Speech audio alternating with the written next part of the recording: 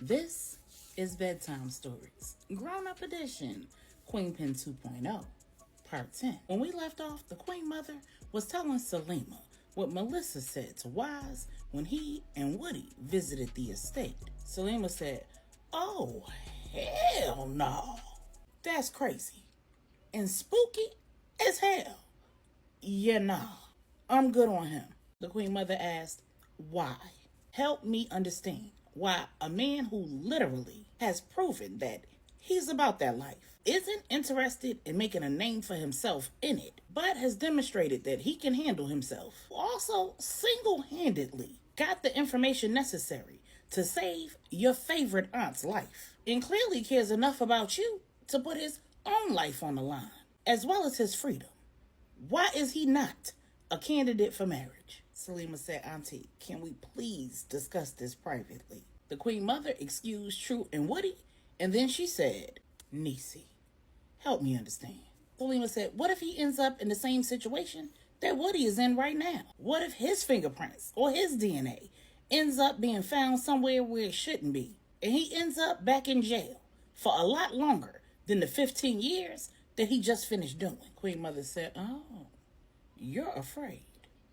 You're afraid that if you let yourself love him, life might separate you from him." Selima averted her eyes, and the Queen Mother asked, "And what else, Niecy? Talk to me."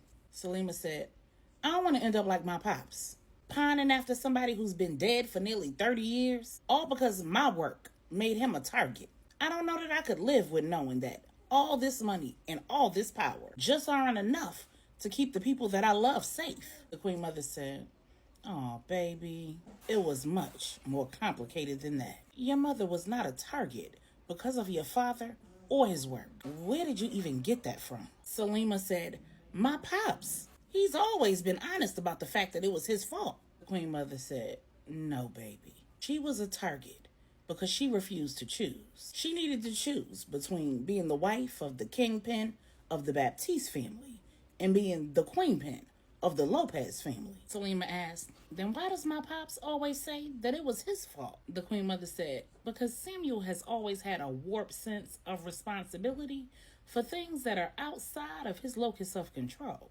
Let's discuss that later on tonight, when we get back to my estate. There's still so much that I need to know, and there are decisions that need to be made. Now, what are the other reasons why you are hesitant about taking Wise seriously?"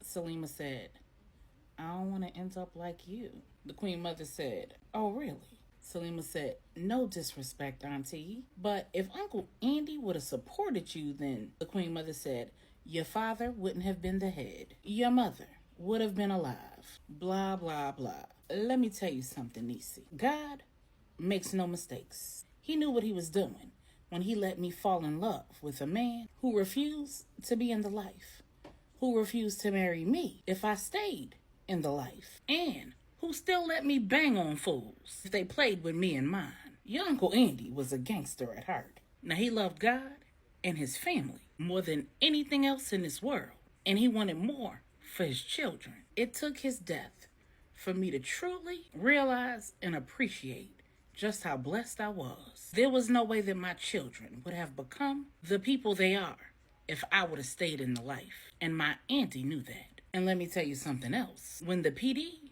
hired Q, they got a highly skilled, proficient shooter, a hell of an investigator, a man who was damn good at predicting behavior, and one who knew his way around technology and surveillance. He then taught LJ everything that he knew. And when LJ retired, he was able to use all that Q taught him to open his own firm. And Q was humble enough to work for his best friend and help him get his business off the ground and flourishing. And now they're in business together, doing the same thing, only bigger, in Dallas. On top of all of that, Q is literally teaching his skill set to law enforcement all over the state of Texas. Now, where you think he learned all of that? When Selima stared, surprised, because she deduced that Q hadn't learned it from the Queen Mother. The Queen Mother said, "That's right. He got more than just his good looks and his swag, or whatever y'all call it these days, from his daddy." My Andy rejected the seat as the head of the St. James family, but he'd been groomed for it. And he taught his children, his sons and his daughter, everything he knew. And he took the time to shape and mold the areas where they were strongest and to build the areas where they were the weakest, to ensure that they could use those skills for legitimate purposes and to protect and defend themselves and their family. Oh, he understood that our children would be targets solely because they'd be seen as assets to the families and potential liabilities to our competitors and enemies. He wanted them to choose a different life, but he didn't want them to be green. You know what else he taught them though, right? He taught them to pray, to trust God, to choose his way over their own. My Andy heard God's voice. He knew that at least one of our sons would have gifts that the families would covet. And if I stayed in the life, we'd be hard pressed to keep them out of it. So when Donovan started showing that he had some of the same skills that made me an excellent queenpin, and I started teaching him how to hone those skills, my Andy was intentional about teaching him how to use them for good and not for evil. Now, had we known that he had a mental illness and just how deeply he was impacted by Anya's assault, we would have done a better job of protecting him from the weapons that he formed against himself in his own head. Salima said, so that's why Dee was so upset at the memorial service. The things that Uncle Andy said in that video.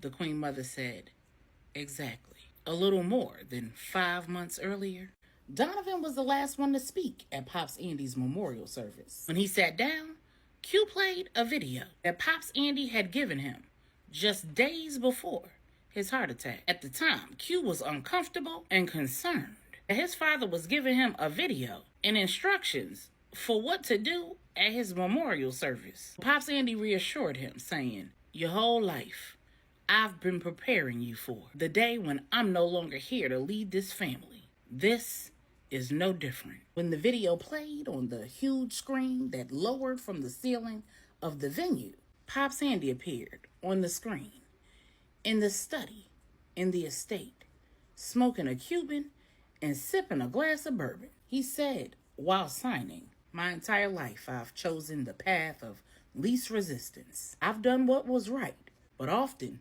I only did it because it was the easiest to defend. I tried to make decisions I could live with, decisions that wouldn't keep me up at night and wouldn't make it hard for me to look my wife and children in the eye. Well, recently I made an ego-driven, immature, weak decision that cost me my wife's trust, my children's respect, and could cost me or my wife or both of us our lives. And for that, I'm tremendously apologetic and remorseful. I've already confessed and apologized to God and my wife. I was under the impression that my shortcoming was between me and Bella, and that it had no effect on our adult children. But I see now that I was very wrong. And I also owe each of you and your significant others an apology. I apologize, family.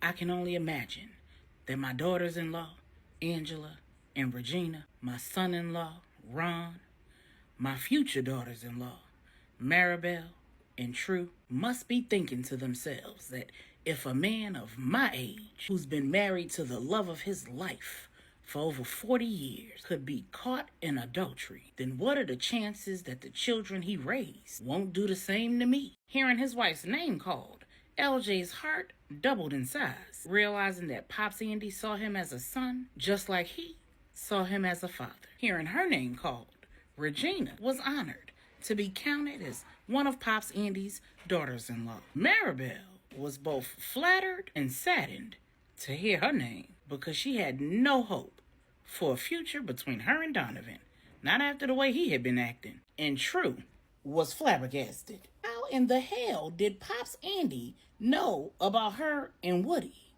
when they were still in Denver when Pops Andy had the heart attack, and they hadn't even agreed to see each other until after the video was recorded? And Big Wood was thinking that he needed to find a permanent residence in the States. Because if Pops Andy said that Tru was going to be his wife, Tru was going to be his wife. Pops Andy went on to say, don't lose heart, family, and don't allow the shortcomings of the patriarch of this family alter the way that you see one another. Let my mistake be a cautionary tale and an example of what not to do. Talk to one another. Pray for and with one another. Love and accept love from one another. And when all else fails, remember your why. Why did you choose one another? Why did God even set you on one another's path? Why did God, in his infinite wisdom, purpose you for one another? And then choose to love, honor, and cherish one another every day, even the days when it's hard. Quincy, my firstborn son, continue to trust and rely on God. You are now the patriarch of this family. I expect you to be everything I was and everything that I wasn't. And while that might sound like a tall order, the truth is you've been just that your whole and entire life, boy. So I'm not asking you to do nothing new. Everybody chuckled. And Pops Andy said, continue to honor God, yourself, your wife, your children, and your mother and I in all that you do. Continue choosing what's right, even when what's wrong feels good. Continue standing in the gap for the vulnerable, the victims, and the voiceless. And most importantly, for those who you love. And remember, you don't get to control how the people you love live, so you don't get to control how they die either. I love you, son, and I'm proud of the man that you are. Anya, my baby girl, you are the daughter that I prayed for, and you are everything that God said you would be. God revealed to me that you would be born deaf before your mother was even pregnant with you, and I immediately began to pray and ask God to give me the tools that I would need to be the father that you needed. I pray that I've been that for you. The Queen Mother gasped because she immediately recalled the day when Pops Andy had woken up from a nap and demanded that she teach him and both of their sons sign language. And she did just that. 6 months later, she found out she was pregnant for the third time. Then she found out she was pregnant with twins. And when she found out that one of them was a girl, she was nervous that her baby girl might be born deaf. And Pops Andy reassured her that everything would be fine because the entire family knew sign language. Pops Andy went on to say, you've survived, overcome, and persevered through every obstacle that life has thrown your way. And I'm so proud of the woman that you are. I cannot wait to see the wife and mother that you become. I may not be there with you physically, but I'll forever be there. And I'm sorry that I won't be there to hold your hand as you bring your firstborn into this world in a few months. But I trust Ron will take care of you and my grandbaby when he makes his grand entrance. Then Pops Andy winked, and everybody turned and looked at Anya and Ron. And when Ron wrapped his arms around Anya, kissed her on the cheek, and she smiled, the entire audience applauded. Pops Andy said, go back to the community center, baby. There are too many people in the deaf community that need you. They need to see what it looks like to not only survive, but thrive. Don't let the past keep you from the future. I love you, baby girl. Donovan, I saved you for last because I wanted to end this with you. You're more like me than you realize, son. And I know you like I know the back of my hand. Right now, you pissed off with just about everybody in this family, including me. How dare I die and leave you? Everybody laughed. And Pops Andy said, and everybody just laughed. And you're thinking they're laughing at you. They're not, son. At times like this, we can all use some good news and some levity. I'm not worried about you. I know you're going to be just fine. As soon as you learn to give the people you love and who love you the benefit of the doubt. As soon as you get that things are not always what they seem. And just because you're good at reading situations and people, that doesn't mean that what you conclude is always going to be right. I know You've lost a lot. You lost your baby brother, your sister's innocence, your high school sweetheart, both of your children's mothers. But son, by God's grace, you are alive. He's brought you through all of your worst days and given you the gift of a family and a woman who loves you. Cherish and hold on to that. Love God, yourself, and the people in this room, and do the work to be the man you want to be. And know that there is nothing in this world that could ever take away the love, admiration, and pride that I have for you. I don't have anything else that I want to say to the family. I've already spoken to my daughters-in-law, my son-in-law, and my grandchildren. And while y'all didn't know that I knew that my time on this earth was short, I believe you've received what you needed from me. To everyone else who may be in attendance, choose God, love yourselves, and take care of one another. And all of you, don't cry for me. I'm in the bosom of Abraham. I'm in God's heart, where all of his children rest. Then Regina, who Pops Andy asked to sing a song at his memorial service when he died, stood up and sung.